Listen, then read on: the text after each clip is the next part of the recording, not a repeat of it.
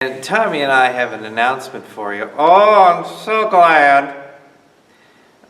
Why are you so glad, Tommy? Well, my last job was I was a voodoo doll. This is so much better. You were a voodoo doll, Tommy? Well, that can't be true. Like prove it to me. Sure, I'll do that. Twist my arm.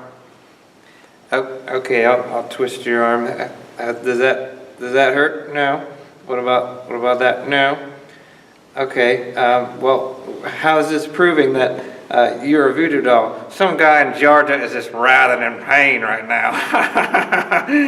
That's not really funny. I don't think we believe that that's true. What other jobs did you have that were so bad? If this is a good job to be doing announcements with me, well, I was once a doll in the "It's a Small World" ride.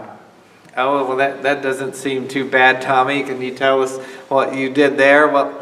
Well, I just opened my mouth like this for just hours.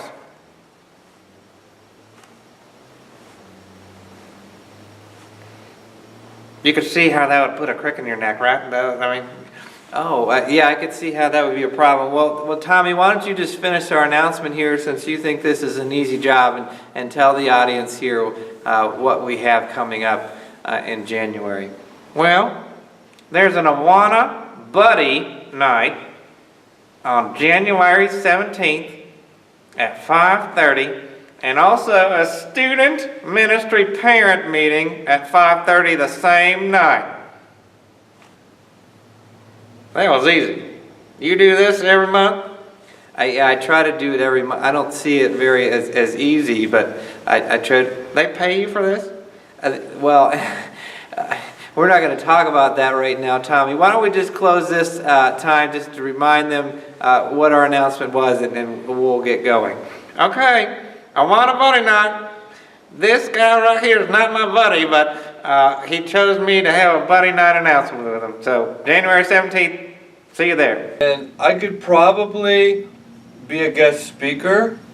And I think I'm going to tell Pastor Jeff, because the teens have a MSM bowling night on January 22nd, and it's at 6 p.m. And I could say, hi, my name is Brian, and I have been bowling 3 times a year for like decades. And I could teach them about the proper angles, like to make sure the vector is perpendicular to the pins, and then tell them all my stories. So I think that's what I'll do. Are we ready to roll the camera now? Are we good? Okay, I'm ready. Hi, my name is Brian. I am a professional bowler, and I would like to see you at the MSM Bowling Night on January 22nd at 6 p.m. Thank you. Earl's back with an announcement. Young at Heart's told me to come in here and tell you to come at the Young at Heart Luncheon, January 24th. You don't want to miss it. It's going to be a great potluck in the Hearth Room. But let me tell you about potlucks, will ya? I got 4 rules. Earl's 4 rules of potluck. Here we go. Number 1, take little. What I mean by that is take a little bit of everything. So that way, a little bit of mashed potatoes, a little bit of meat, a little bit of, well, forget the salad, just dessert. Put it all on the plate like that. It'll be great. The good thing about taking little is if you take a bite of something you don't like it, it doesn't look like you took a lot of it, because you just took a little of it. You'll be fine. It won't hurt anybody's feelings. That's Earl's tip number 1. Tip number 2. At the potluck, you can bet there's going to be a KFC bucket. So you got to make sure you get early in line to get that chicken and egg that you know you want. If you're late, no KFC for you. Number 3. My childhood. When I was a child, I went to a church where the VP of White Castle was a member. He would bring a crave case And as a child, I knew I had to be at least the first or second child in line, or those White Castle sliders would be gone. Oh, memories.